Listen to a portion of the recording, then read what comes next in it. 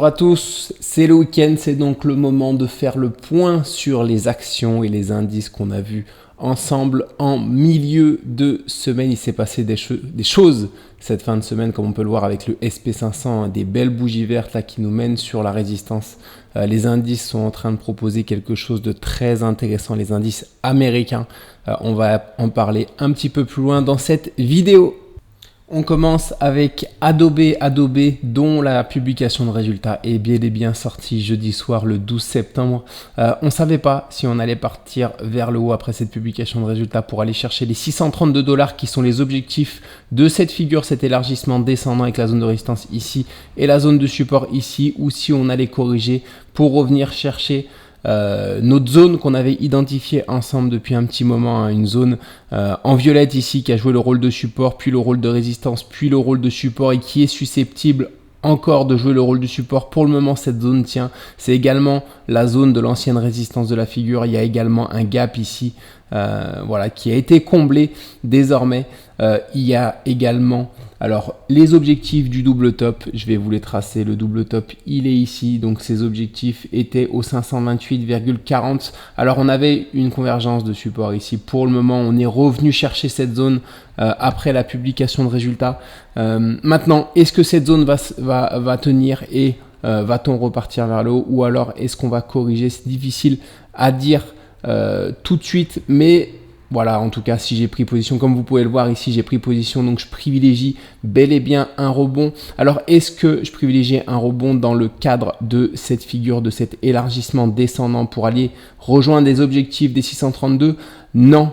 Tout simplement parce qu'on commence à tarder avant d'aller rejoindre les objectifs. La figure s'est formée en l'espace d'un mois à peu près, un peu plus d'un mois. En général, on met autant de temps pour aller chercher les objectifs. Ça fait quasiment un mois qu'on est sorti de la figure, donc on commence un petit peu à tarder pour aller chercher les objectifs de cette figure dans le bon timing. Alors je vais supprimer du coup ces objectifs. Je vais également, alors qu'est-ce que je voulais supprimer d'autre, faire un petit peu de place? Non, rien d'autre. Par contre, ici, on a potentiellement un gap de confirmation qui vient de s'ouvrir. Alors, un gap de confirmation, ce sera le cas si jamais on va combler ce gap. Donc, c'est pour ça ici que je sortirai une partie ici et une partie probablement sur la résistance hebdomadaire de la grande figure. Pour rappel, on est dans potentiellement un triangle ascendant, un triangle symétrique de sommet pour Adobe. Désolé, je m'y perds un petit peu avec le nom des figures et c'est pas bien important, comme Nico vous le dit souvent, à la rigueur, tant qu'on connaît un petit peu plus ou moins les stats des figures, c'est ça le plus important. Alors ici, on sera sur la résistance, c'est pour ça d'après moi qu'il faudra prendre des bénéfices ici parce qu'on est susceptible d'être rejeté même si on sera à l'arrivée potentielle sur cette résistance sur un bon timing de sortie de figure. Donc on aura le temps de le voir. En tout cas, ce sera des bonnes nouvelles si on arrive dans cette zone-là. Alors, si jamais, en tout cas, cette zone tient, je m'attends dans un premier temps, encore une fois, à combler ce gap pour effectuer le gap de confirmation. On a des objectifs sur les gaps de confirmation qui sont tout simplement, souvent ils interviennent au milieu de la tendance. Donc, si on prend la tendance depuis la base et qu'on reporte cette amplitude du coup au début du gap, ici on arrive sur cette zone de résistance, donc ici on aura encore une fois une nouvelle bonne raison de sortir de position dans cette zone là, parce que ce sont également les objectifs de ce gap de confirmation, en tout cas ce gap potentiel de confirmation, il n'est pas encore acté tant qu'on ne l'a pas comblé ce gap, on ne peut pas considérer ça comme un gap de confirmation. Alors si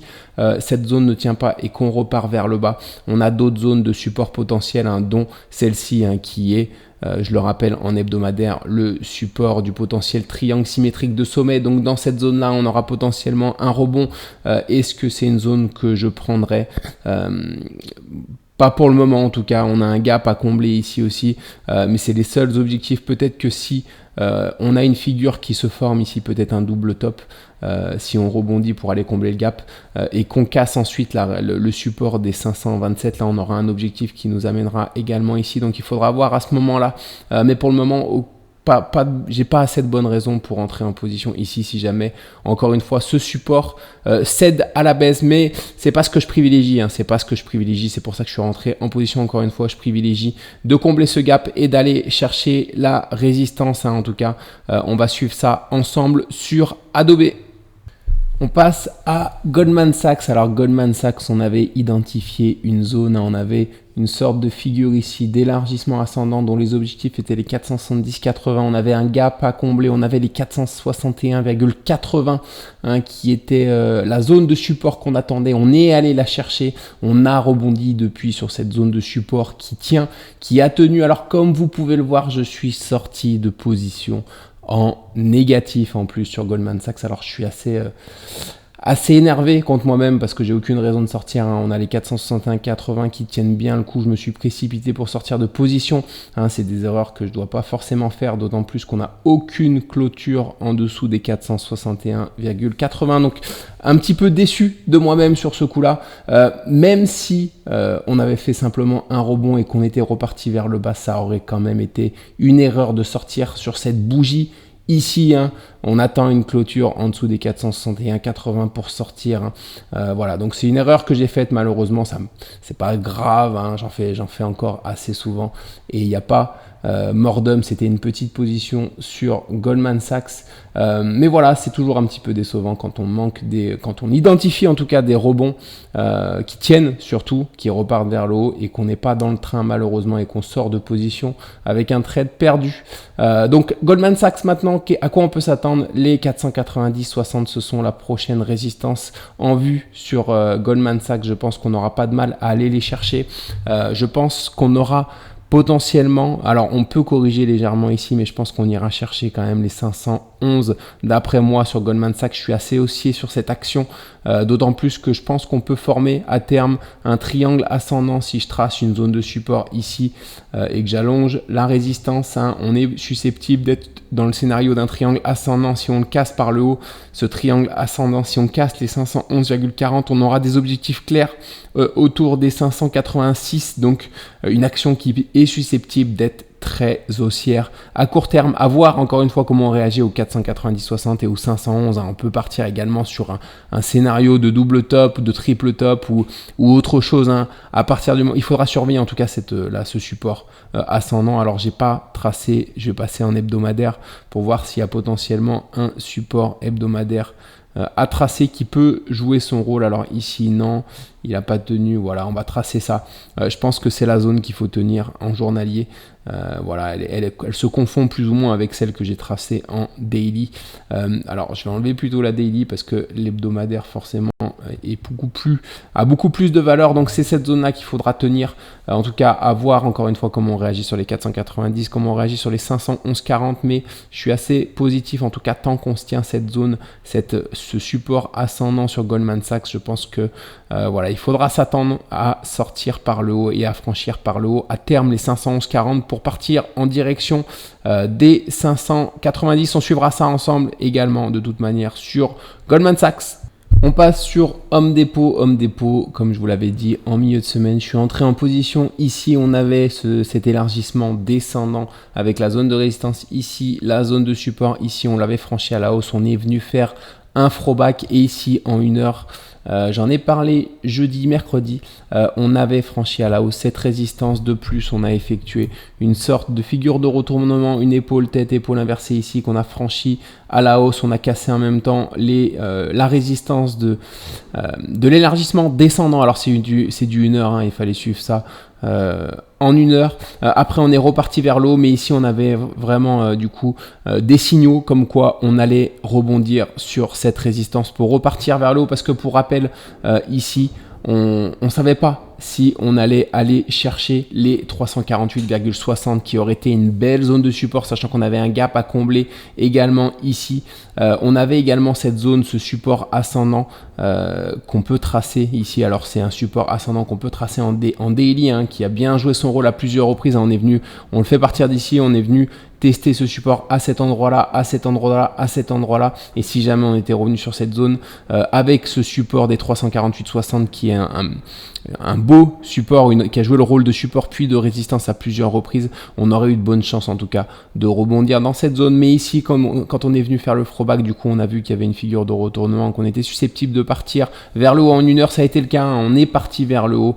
Maintenant, à quoi s'attendre sur Home Depot, alors je m'attends à une correction sur les plus hauts, sur les 391, hein, même si les objectifs de cet élargissement descendant sont les 401,80, donc sont légèrement au-dessus. Les 391 sont vraiment une résistance importante, hein, comme vous pouvez le voir en hebdomadaire, hein, c'est la résistance de la figure de la future tasse et potentielle anse, hein, ici qu'on va faire. Alors pourquoi je sors des 391 alors que je pourrais sortir au 531 si jamais on casse par le haut cette résistance?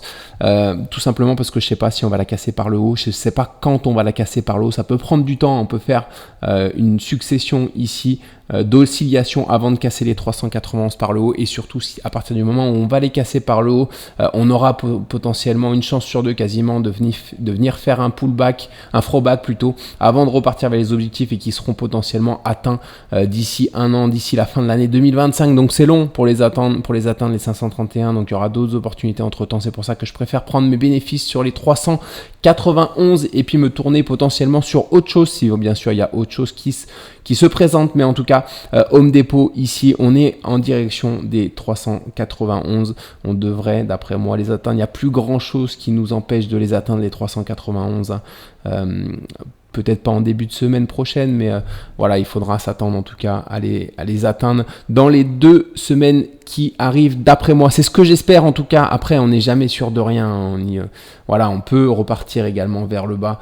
Dans tous les cas, la position est sécurisée, donc il ne devrait pas y avoir de problème sur cette position de mon côté. Je ne devrais pas sortir en perte, en tout cas sur ce trade. Donc on va suivre ensemble, voir si on atteint bel et bien les 391 dans ces prochains jours, ces prochaines semaines, ou alors si on repart vers le bas sur Home Depot. Mais d'après moi, encore une fois, il faut privilégier l'arrivée sur les 391.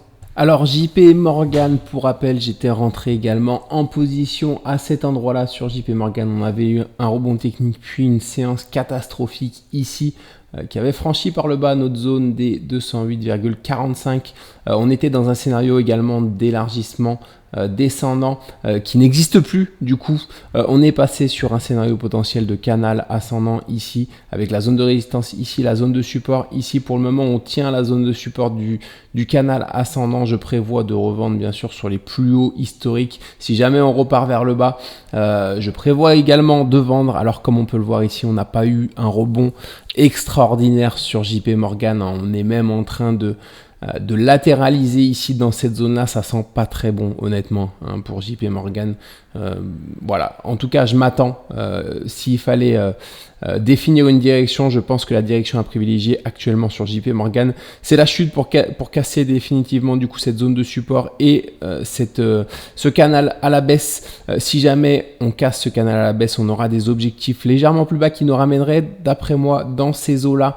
Il faudra que je calcule au moment de la cassure en tout cas les objectifs baissiers sur JP Morgan pour voir si on a potentiellement des points d'entrée intéressants.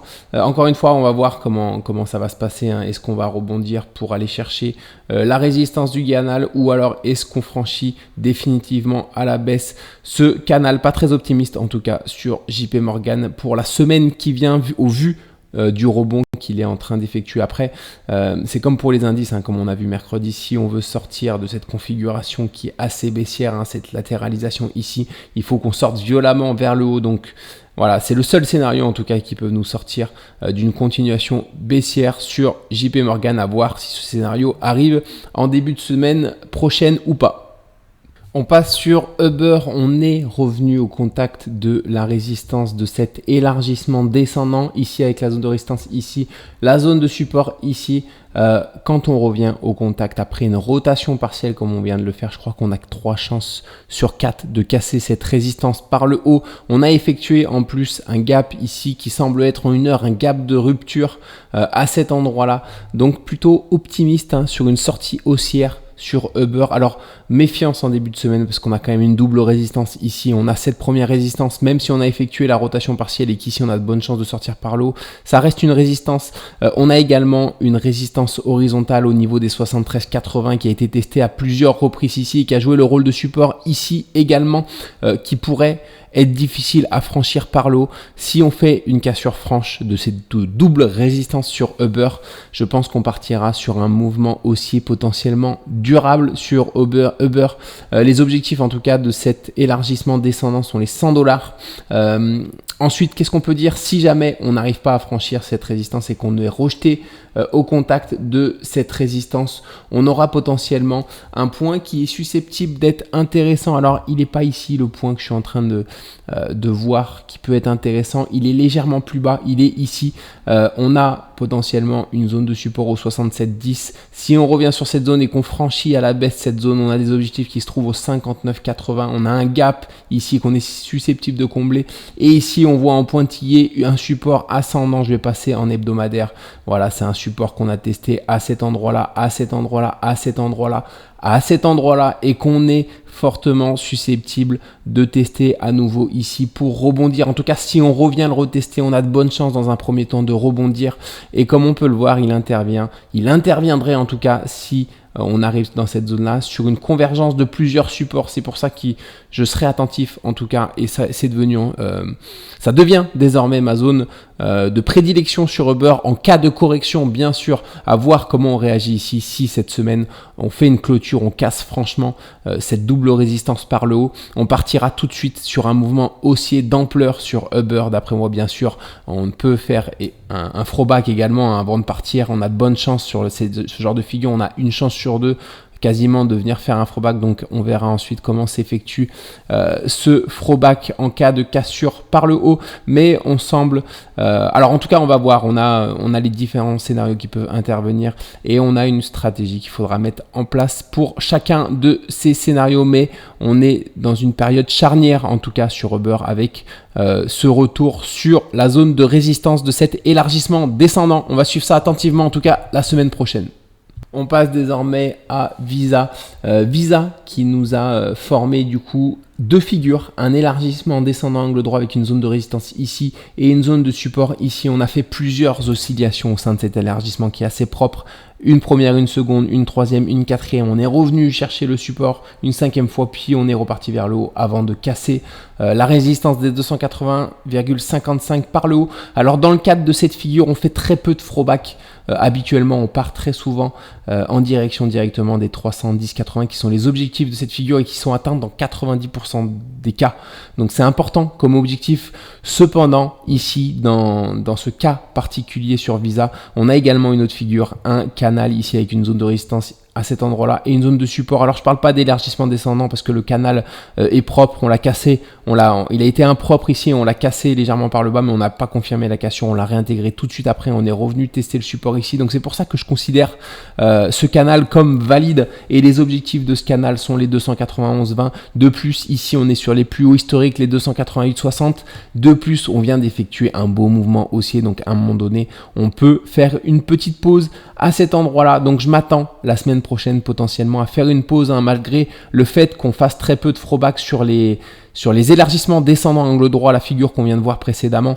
Là pour le coup, pour ce cas particulier, je m'attends quand même à une petite pause et une petite correction pour revenir potentiellement retester les 280,55 et retester une nouvelle fois cet ancien gap qu'on a comblé du coup en mercredi à l'espagnolette. C'est quand on comble un gap comme ça avec seulement une mèche basse et pas un corps de bougie, on appelle ça un comblement à l'espagnolette. Qu'est-ce que ça insinue? Parce que ça sert à rien de sortir des mots compliqués si on ne sait pas ce que ça insinue. Un comblement de gap à l'espagnolette, c'est susceptible. Alors on est susceptible quand on comble un gap comme ça. Le gap en tout cas est susceptible de jouer encore une fois le rôle de support si on revient le tester.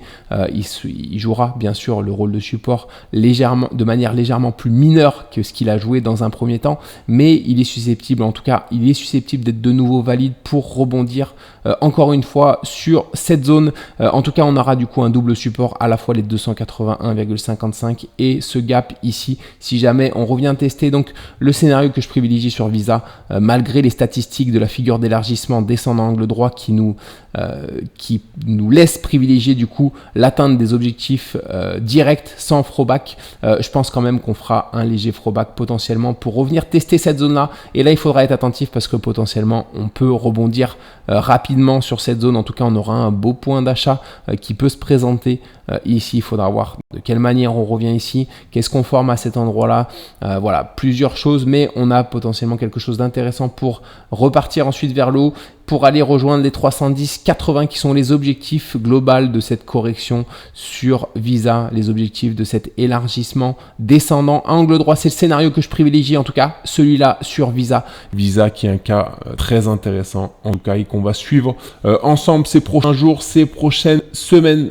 On passe désormais sur les indices et je vais commencer par le Nasdaq, le QQQ, c'est l'EDF, l'ETF du Nasdaq du coup. Alors, j'ai une mauvaise nouvelle, une bonne nouvelle et une excellente nouvelle sur le Nasdaq. On commence par la mauvaise nouvelle. On est actuellement sur une zone de double support. On est sur les 473,80 et on est à la fois sur ce support descendant ici. En général, on est rejeté sur ce genre de zone. À voir comment on réagit en début de semaine prochaine, sachant qu'on a fait un beau mouvement haussier. La dernière vidéo que j'avais faite, on était à cet endroit-là, j'avais dit qu'il ne fallait pas qu'on traîne dans cette zone-là si on ne voulait pas aller chercher des niveaux plus bas. Cependant, on avait vu qu'il y avait des niveaux plus bas potentiellement intéressants ici sur le Nasdaq. Hein, si on rejoignait cette zone, voilà, il aurait fallu s'intéresser fortement aux actions parce qu'il y aurait eu des très beaux points d'entrée. On aurait possiblement eu un beau rebond à cet endroit-là. Ça n'a pas été le cas, on a rebondi tout de suite.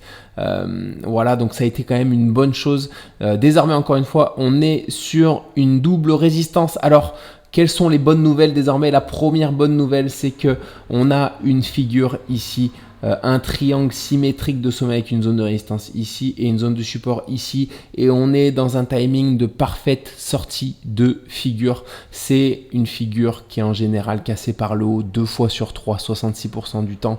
Ici, on est sur un beau mouvement haussier. On a de bonnes chances de la casser par le haut. Et encore une fois, on est sur un timing où on doit sortir rapidement ici désormais. En tout cas, si on sort demain rapidement, on sera probablement pas sur une fausse cassure, c'est-à-dire que on sera potentiellement sur un nouveau départ haussier durable sur le Nasdaq. Alors maintenant, quelle est la très bonne nouvelle? L'excellente nouvelle, c'est qu'on a des objectifs sur cette figure qui sont vraiment très haussiers et qui devraient être atteints. Si c'est le cas, si on part sur un mouvement haussier, il devrait être atteint ces objectifs potentiellement avant Noël. Voilà, alors ils sont vraiment extrêmement haussiers, hein. Franchement, ils sont hyper haussiers. Est-ce qu'on va les atteindre avant Noël? Voilà, j'ai des doutes, sachant qu'il y a eu beaucoup de volatilité ici. Voilà, il ne faut pas être non plus trop gourmand sur les indices, surtout que c'est des actifs qui sont assez lourds, hein, le Nasdaq. Voilà, mais en tout cas, il faut garder en tête les 582,80 qui sont l'objectif de cette figure. Par contre, attention, si on va les rejoindre rapidement ici, à un moment donné, on sera susceptible de se prendre une petite claque aussi sur les indices. Hein. Il faut bien penser à ça. Il ne faudra pas être euphorique quand on sera ici. Hein. C'est maintenant, si on casse cette figure par le haut, qu'il faut commencer à être euphorique. Par contre, quand on arrive ici, il faudra se calmer, hein, parce que tout le monde va être euphorique à ce moment-là et ce sera plus le moment de l'être. Hein, sachant que avant d'arriver ici, on peut avoir également une cassure, on peut être rejeté dans cette zone ici, ce gap à ce moment-là pour faire éventuellement un throwback, soit sur cette zone des 473,80 qui est une ancienne zone de support et de résistance, soit sur l'ancienne du coup résistance de ce triangle ce triangle symétrique de sommet. Donc on a une double zone de support ici pour ensuite repartir vers le haut en direction des objectifs. On n'ira peut-être pas tout droit, hein, on aura des variations ici. Mais globalement, les 582,80 sur le QQQ, c'est la zone qu'il faut retenir.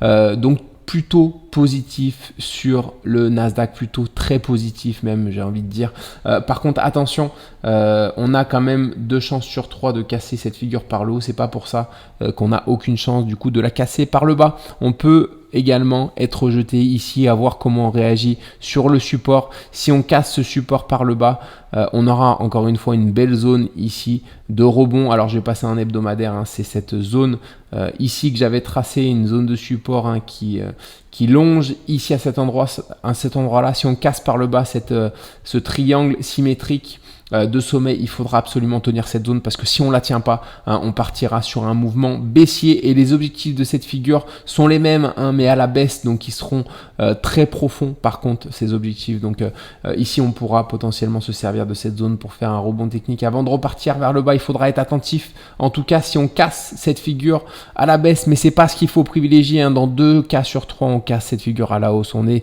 sur des timings de sortie parfaits. Attention cependant, on a fait 5 séances d'affilée haussière. On est susceptible en début de semaine prochaine de faire une petite correction, sachant qu'on est sur une double résistance avant de franchir à la hausse cette résistance oblique. Et encore une fois, pas de précipitation dans un premier temps. On devrait caler dans cette zone-là, plus ou moins corrigé avant de repartir vers l'eau. C'est le scénario que je privilégie en tout cas, celui-ci. Mais retenez bien, il faut être optimiste sur le Nasdaq. Les statistiques le montrent. Voilà, on est potentiellement à l'aube d'un nouveau départ d'ampleur sur cet indice américain. On passe désormais sur le SP500. On a globalement la même analyse que sur le Nasdaq. On est également plus ou moins dans un triangle ascendant cette fois-ci sur le SP500. On est dans des timings également parfaits de sortie de figure. Les objectifs sur le SPY sont les 617 si jamais on franchit par le haut cette figure. Si jamais, attention cependant, on peut être rejeté dans un premier temps ici sur la résistance, même s'il y a de bonnes chances, encore une fois, vu le timing qu'on sorte assez rapidement. Alors, pardonnez-moi, je me suis trompé de bouton. Il y a de bonnes chances en tout cas de sortir rapidement ici de cette figure. Attention cependant, si on revient sur le support, on aura de bonnes chances également de repartir vers le haut. Qu'est-ce qu'on a comme scénario baissier? Bien sûr, c'est la cassure de ce support ici, puis la cassure des 537,80 qui nous mènerait potentiellement sur un double bottom au niveau des 510 sur le SPY. On en est loin. On en est loin et c'est pas du tout ce qu'il faut privilégier. En règle générale, on sort par le haut de ce genre de figure. Les triangles sont des figures de continuation dans 2 tiers des cas. C'est très important. Il ne faut pas se mettre du côté du tiers où on sort par le bas sur les triangles, d'autant plus qu'on a un scénario commun, que ce soit sur le Nasdaq ou sur le SP500, qui est très haussier. Pareil que pour le Nasdaq, ici, si on sort par le haut, on aura potentiellement de bonnes chances d'effectuer un throwback avant de repartir vers le haut. On a 50% de chance, il me semble, je ne me trompe pas si je dis 50% de chance, environ une chance sur 2 d'effectuer un throwback. Voilà, donc on reste attentif ici. Il faudra s'intéresser aux actions ici parce qu'il y aura potentiellement un beau mouvement haussier qui pourra s'en suivre si on revient chercher cette zone là. Il fallait également être attentif ici et ici, on l'avait vu ensemble, tout le monde était un peu inquiet quand on était dans cette zone là. C'est pas le bon moment de s'inquiéter quand on est ici, c'est le moment de passer à l'achat, tout en restant raisonnable, en maîtrisant son risque. Alors je suis très content ici, j'avais pris des belles positions. Je suis un petit peu moins content ici, comme vous avez pu le voir, les positions que j'ai partagées, j'ai fait quelques erreurs. Après, je vous montre pas tout, il y a également des plus petites capitalisations que j'ai pris qui se comportent très très bien, mais globalement c'est les moments où il faut être bon. Quand on a des belles corrections ici, d'autant plus qu'après, si on a des figures très haussières, on peut partir sur des mouvements durables haussiers sur les actions sur lesquelles on est rentré en position sur les points bas. Donc c'est ici vraiment qu'il faut être bon. Voilà, donc il faut pas être inquiet. Quand tout le monde est inquiet, c'est à ce moment-là où il faut être intelligent, garder la tête froide et potentiellement voir les actions qui sont sur des beaux niveaux. En tout cas, on est susceptible, comme sur le Nasdaq, de partir vers le haut sur le SP500, à voir si on franchit bel et bien cette résistance vers le haut ou pas. On va suivre en tout cas ça ensemble, mais très intéressant en tout cas ce que les indices américains sont en train de former. On passe rapidement sur les métaux précieux. Il y a des choses intéressantes qui commencent à se former dans ce secteur. Alors on est sur l'argent ici. Comme vous pouvez le voir, on a un élargissement descendant avec une zone de résistance ici, une zone de support ici. On est au contact de la résistance actuellement. Alors 2 scénarios bien sûr. Soit on casse tout de suite en direction des futurs objectifs que je tracerai une fois qu'on aura cassé cette résistance sur l'argent. Soit on effectue la fameuse rotation partielle. Il faudra voir si on effectue cette rotation partielle ou est-ce que on s'arrête pour repartir vers le haut et pour revenir au contact de la résistance, parce que c'est au contact de la résistance qu'on aura de bonnes chances de la franchir par le haut. Donc c'est à ce moment-là qu'il faudra être attentif. Donc quand je duplique du coup cette résistance, je tombe, alors je vais le refaire parce que je l'ai modifié juste avant la vidéo. Voilà, j'ai une belle zone de résistance à cet endroit-là. Je vais supprimer la plus petite que j'avais mis précédemment. Voilà, j'ai une belle zone de support ici sur laquelle on est susceptible de revenir s'appuyer ici pour potentiellement former une grande épaule, tête, épaule inversée, pourquoi pas sur l'argent. Alors l'argent a formé pas mal d'épaules, tête, épaule inversée, notamment en hebdomadaire récemment. Il aime bien ce genre de figure, c'est pour ça que j'en parle ici, même si moi aussi j'aime bien ce genre de figure, c'est pour ça que j'en parle très souvent. Avec Nico, on en parle très souvent de ces figures, elles sont très puissantes. Alors qu'est-ce qu'on a d'autre ici potentiellement dans cette zone? Si je trace une zone de support, résistance ici, voilà, c'est celle-là qui me paraît intéressante également. Alors je vais essayer d'être le plus précis possible. Voilà, celle-ci. Alors ici on a joué le rôle de support, ici on a joué le rôle de résistance à cet endroit-là, de résistance également légèrement ici. On a joué le rôle de support ici, de résistance, puis de support ici, de nouveau de support ici. On est susceptible de jouer le rôle de support. En tout cas, cette zone ici est susceptible de jouer le rôle de support. En plus de cette zone légèrement descendante qui est le résultat de la duplication de la résistance. Donc ici, d'après moi, on va voir ce qu'on forme ici sur le sommet. Si on casse tout de suite, bon, il n'y aura pas de questions à se poser. Cette zone sera beaucoup moins légitime. Mais par contre, si on corrige ici, si on forme peut-être quelque chose d'intéressant, on aura potentiellement une belle zone ici d'achat. On va suivre ça sur l'argent silver attentivement, voir s'il nous propose bel et bien cette zone, ou alors si on part directement vers le haut, ou si on rebondit, si on effectue la rotation partielle légèrement sur des niveaux légèrement supérieurs, parce qu'il y a également d'autres niveaux sur des niveaux supérieurs. Quand je trace globalement cette zone là, elle est un petit peu moins propre, elle a été débordée à plusieurs endroits, mais elle est quand même intéressante. Elle a joué le rôle de résistance ici.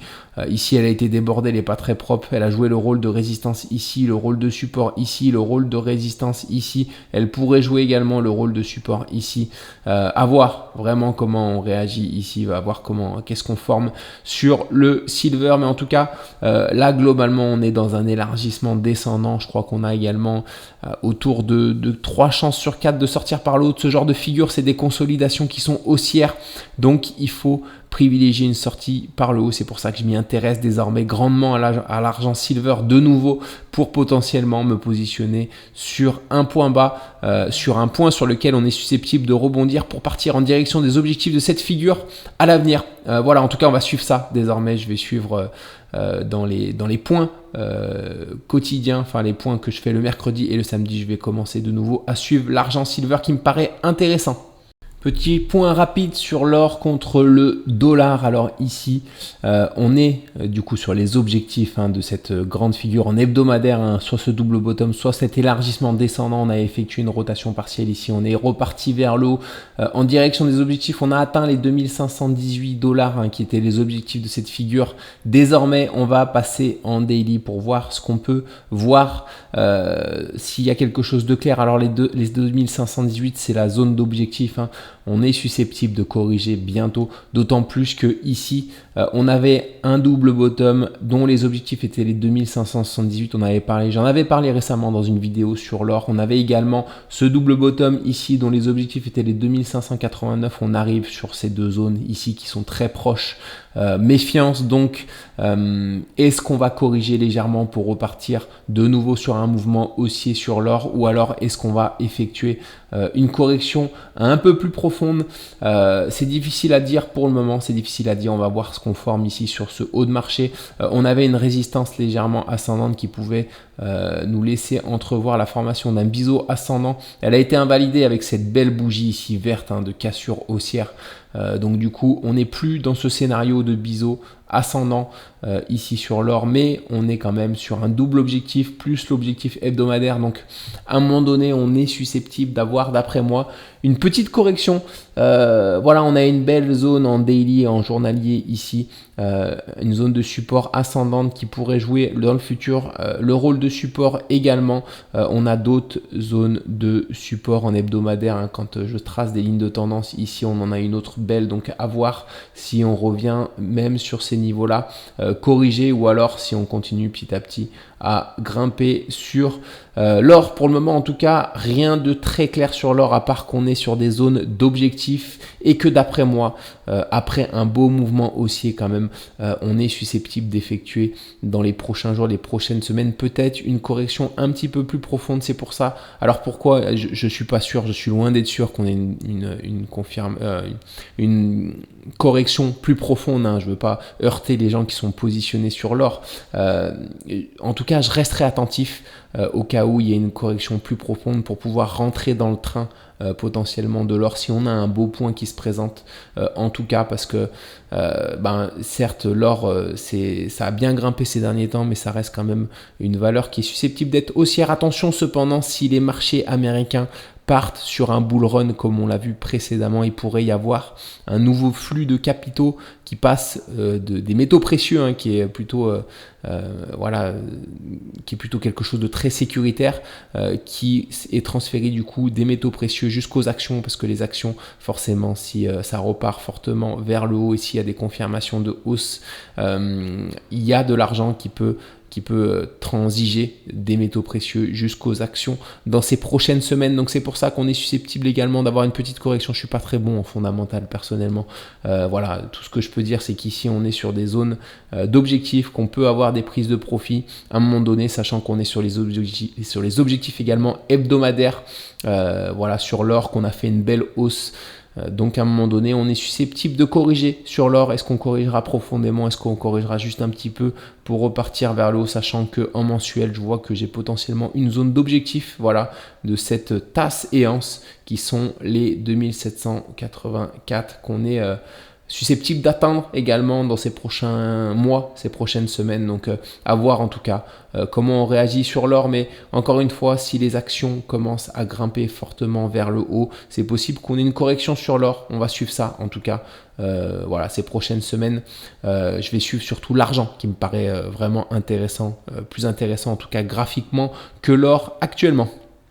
Un petit point rapide sur Air Liquide que je ne vais pas suivre les prochains épisodes. Hein. Je fais juste un petit point parce qu'on est potentiellement sur une zone charnière, les 170,96 ici qu'on a testé à plusieurs reprises. On a du mal à franchir cette zone. Par contre, à partir du moment où on va franchir cette zone, on est susceptible d'aller rejoindre des objectifs aux 183,10 € sur Air Liquide. D'autant plus qu'on a tenu ce support ici en hebdomadaire. Alors, je vais vous le montrer sur le graphique hebdomadaire. Voilà, c'est cette zone de support ici.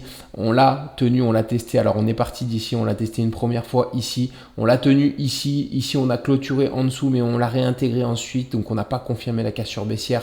On est donc susceptible pour le moment de repartir vers le haut sur Air Liquide. En tout cas, cette zone fait foi en hebdomadaire. Hein. Cette zone de support, il faut la tenir. Il faut pas casser, avoir une cassure confirmée par le bas, sinon on partira potentiellement sur une correction un petit peu plus profonde en hebdomadaire sur Air Liquide. Mais pour le moment, en journalier, c'est la zone actuelle qui est intéressante, les 171 € ici, qu'on a du mal à franchir, à voir qu'est-ce qu'on fait si on la franchit tout de suite pour partir en direction des 183,10 ou alors si on revient de nouveau tester le support hebdomadaire qu'on a vu avant potentiellement de prendre une direction franche, hein, soit par le bas, soit par le haut. Donc Air Liquide, encore une fois, deux zones très importantes, à la fois les 171 € ici et en hebdomadaire, ce support ascendant qu'il faut absolument tenir. Il ne faut pas avoir de cassure confirmée par le bas si on ne veut pas repartir sur un mouvement un peu plus long dans le temps et baissier sur Air Liquide. Un petit point rapide également sur l'action française Airbus. On a cassé récemment par le bas cet élargissement descendant avec la zone de résistance ici, la zone de support ici. Lors de la publication de résultats, il me semble que ce mouvement, c'est forcément dû à une publication de résultats. Donc on l'a cassé par le bas. Depuis, on consolide latéralement. Hein, on effectue un double top potentiellement de continuation baissière d'après moi sur Air Liquide. En tout cas, ce qu'on est en train de former ici à cet endroit-là, ce petit drapeau ici nous laisse entrevoir une cassure des 128,20 pour aller rejoindre les objectifs de ce double top de continuation baissière ici qui sont au 113,50. Attention au 113,50 Par contre, on a potentiellement une belle zone d'achat sur Air Liquide. On a les objectifs de cette figure. On a également ce support oblique qui doit être un support hebdomadaire. Je vais passer sur le graphique hebdomadaire. Voilà, si je fais partir une ligne de tendance d'ici, je la fais passer par ici. On arrive ici. Donc, on a les objectifs de ce double top ici qui sont à cet endroit-là qu'on a vu en daily. Donc, les objectifs de cette figure sont ici. On a également la zone de support oblique. On a également les 116,80 qui ont joué à plusieurs reprises le rôle de résistance et de support. Le rôle de résistance ici, le rôle de support ici, le rôle de support également ici, le rôle de résistance à plusieurs reprises ici, le rôle plus ou moins de support ici et qui devrait jouer de nouveau le rôle de support ici. Donc là, on a potentiellement une belle zone si jamais on franchit à la baisse ce double top de continuation baissière potentiellement. On a une zone d'achat qui peut s'avérer intéressante sur Airbus. Alors pour le moment, on n'en est pas là, sachant que on avait alors c'est difficile à dire ce qu'on avait cette figure, soit c'est un canal, soit c'est voilà. En tout cas, c'était pas une figure très propre, mais en tout cas ici potentiellement, on a une zone sur laquelle on pourrait entrevoir au moins un rebond technique. De là à aller jusqu'à un mouvement haussier, c'est difficile encore à dire, mais en tout cas, on pourrait revoir un rebond technique si jamais on atteint cette zone des 116 € sur Air Liquide en hebdomadaire. Encore une fois, tout va dépendre de comment on sort ici de cette petite consolidation latérale. Je pense qu'on devrait casser par le bas les 128,20 pour aller rechercher en tout cas cette zone autour des 113,50. Les objectifs de ce double top sont les 113,50, 114. Donc là, encore une fois, on a une belle zone potentielle d'achat sur Air Liquide à venir. Mais bon, d'après moi, en ce moment, au vu de ce qui se passe sur les marchés américains et sur les indices américains, c'est plutôt intéressant d'après moi de se focaliser sur ce marché-là parce qu'il y a vraiment des belles opportunités de partout. Alors que sur le CAC 40, on a moins de signaux haussiers pour le moment. Actuellement, c'est quelque chose qui peut changer, c'est quelque chose qu'on va suivre ensemble. Mais pour le moment, sur le CAC 40, on n'a pas forcément des signaux incroyables de reprise haussière d'après moi.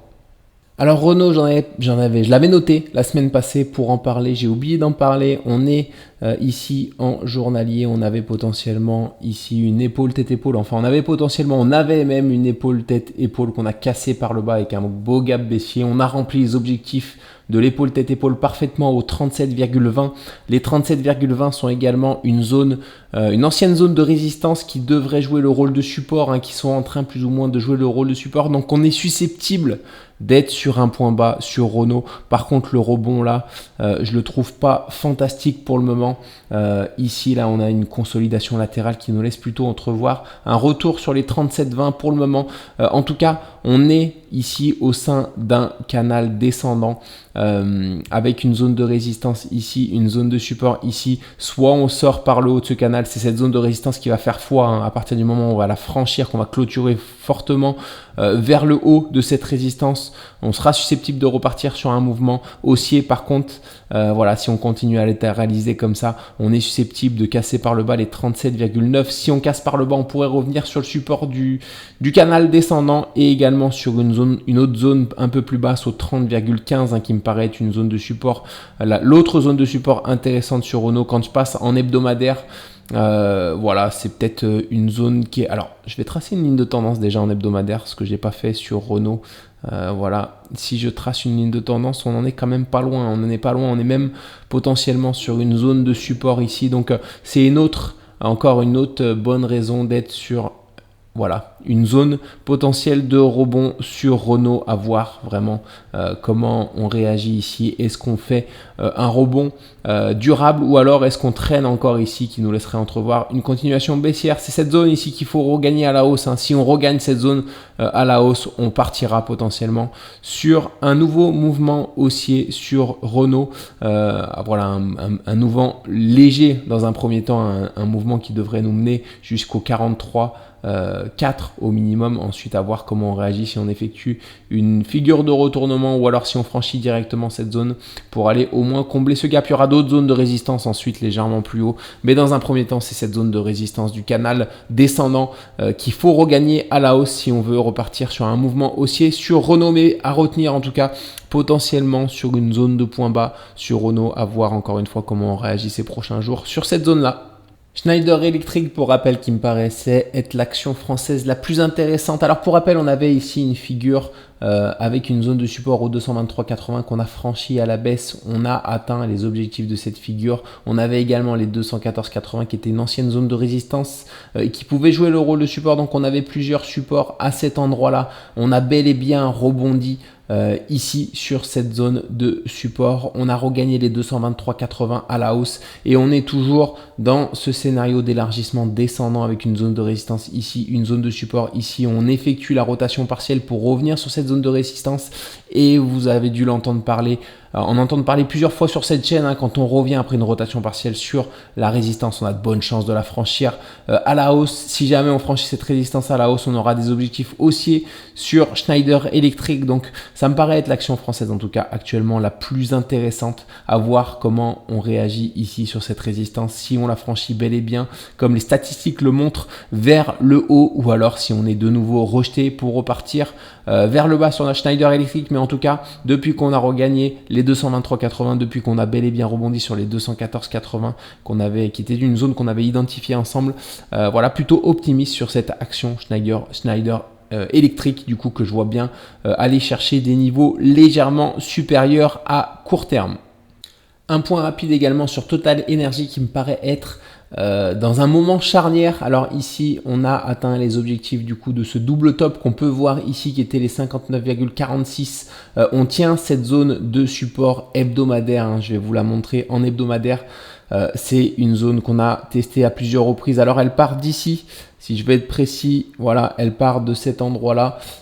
On l'a testé à cet endroit-là, cette zone de support, et on l'a testé à 2 reprises. Ici, on voit qu'elle tient pour le moment. Elle tient à la hausse. Il ne faut pas qu'elle cède, sinon on partira potentiellement sur une correction de plus grande ampleur. Et si on corrige, elle cède en tout cas cette zone, on aura une belle zone de support ici. Mais ensuite, si on a un rebond, il faudra se méfier ici parce qu'on a un scénario d'épaule tête-épaule sur Total Energy. Alors c'est pas pour ça que ça arrivera et c'est pas parce que ça arrive que c'est dramatique. On a des objectifs qui sont au 41,60 qui nous ramèneraient sur des belles zones potentielles d'achat. Donc rien n'est dramatique en soi, à part pour les investisseurs long terme bien sûr qui peuvent perdre 30%. Mais voilà, sinon en tant que trader, court terme ou moyen terme, on aura potentiellement des belles zones si on effectue une correction et si on va chercher des niveaux un petit peu plus bas sur Total Energy. Alors pour le moment, c'est pas le cas. Il faut pas s'enflammer et c'est pas forcément ce qui est à privilégier sur Total Energy. On est sur un mouvement globalement haussier. Cette zone de support hebdomadaire tient le coup. Donc on est par contre dans un moment charnière parce que comme on peut le voir ici, on revient tester les 61,44 et les 61,26 qui est une ancienne zone de support qui peut jouer le rôle de résistance. Donc à voir ici. On a 2 scénarios, soit on franchit définitivement cette résistance du coup descendante sur laquelle on est venu buter à plusieurs reprises en daily, soit et du coup pour repartir sur un mouvement haussier pour franchir à la hausse ce canal qu'on peut voir ici avec la zone de résistance ici et la zone de support ici, un canal qui est très propre dont les objectifs seront à peu près les plus hauts historiques, les 69 € sur Total Energy. Et si on est rejeté ici et qu'on franchit en clôturant à la baisse cette zone de support hebdomadaire qu'on a vu ensemble, à ce moment-là, on partira sur une correction de plus grande ampleur sur Total Energy, en tout cas probablement sur une correction de plus grande ampleur. Donc c'est pour ça ici qu'on est sur un moment charnière sur Total Energy. C'est pour ça que je voulais vous la présenter parce que on a vraiment 2 scénarios distincts et vous voyez les taux se resserrent. À la fois cette résistance commence à pencher vers le bas et à la fois le support oblique va vers le haut. Donc ici les taux se resserrent grandement, donc on aura des réponses assez rapides sur Total Energy. Quant à la direction à privilégier ces prochaines semaines, encore une fois, si on franchit cette résistance par le haut, on partira sur un mouvement haussier. Si on franchit ce support hebdomadaire avec une clôture confirmée par le bas, on sera potentiellement sur un scénario plutôt baissier, assez profondément baissier sur Total Energy, à voir lequel l'action va choisir ces prochains jours, ces prochaines semaines. On finit avec le CAC 40, le PX1GR qui est le CAC 40 avec dividendes réinvestis. On est actuellement sur une consolidation latérale ici en journalier. On est potentiellement dans ce scénario d'épaule tête-épaule inversée avec une zone de résistance ici, une zone de support ici. Pour valider cette épaule épaule inversée, il faut qu'on revienne sur la résistance. Pour le moment, au vu de ce mouvement ici, c'est pas d'actualité en tout cas. On effectue une consolidation latérale qui nous laisse potentiellement entrevoir plutôt une cassure baissière pour le moment sur le CAC 40, à voir comment on réagit en début de semaine prochaine, si on repart bel et bien vers le haut pour aller chercher cette résistance, voilà, et les 24 000 qui est encore une fois la zone de résistance majeure. Si on la franchit à la hausse, on repartira sur un mouvement haussier d'ampleur sur le CAC 40, à voir si on rebondit bel et bien ici ou si on va chercher un petit peu plus bas. Comme j'en avais parlé mercredi dernier, on a les 21 875 ici qui sont une belle zone. À la fois c'est la zone de support pour un potentiel double bottom de retournement haussier, et à la fois quand je passe en hebdomadaire, on a cette résistance ici, ce support pardonnez-moi oblique à cet endroit-là qui a joué le rôle de support. On fait partir le mouvement ici et ça a joué le rôle de support ici, et ça pourrait jouer le rôle de support également ici. C'est une zone qu'il faut tenir si on ne veut pas partir sur un mouvement d'ampleur baissier sur le CAC 40. C'est pas d'actualité pour le moment, c'est pas à privilégier un mouvement d'ampleur baissier. Je m'attends au pire des cas pour le moment à rebondir sur cette zone, sachant qu'on a un scénario très haussier sur les marchés américains. Donc à voir comment on réagit en début de semaine. Est-ce qu'on va réellement chercher cette zone ici, ou alors est-ce qu'on fait bel et bien un rebond sur le CAC 40 pour devenir également haussier un peu comme le marché américain, et pour franchir du coup bel et bien ces 24 000 ici pour repartir sur un mouvement haussier durable sur cet indice. On va suivre ça en tout cas la semaine prochaine, mercredi prochain, parce que je vous retrouve, c'est notre prochain rendez-vous mercredi prochain pour le bilan des actions et des indices. On verra ça ensemble, on verra quelle direction a choisi le CAC 40 en ce début de semaine prochaine.